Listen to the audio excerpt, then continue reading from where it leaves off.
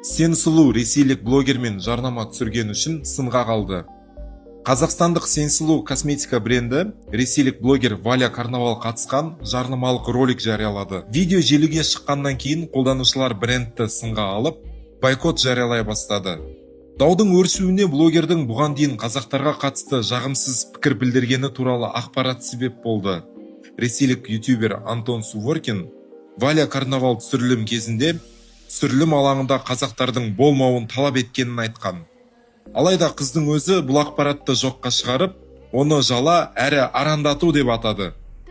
Соған қарамастан желі қолданушылары оның жауабын қабылдамады. Әлеуметтік желілерде өзіміздің қыздарда жетерлік еді. Енді бұл брендтен ештеңе алмаймын. Брендке бойкот деген пікірлер әлі де жазылып жатыр. Қоғамдағы сыннан кейін Сен сұлу өкілдері Валя Карнавал брендтің ресми амбассадоры емес екенін мәлімдеді.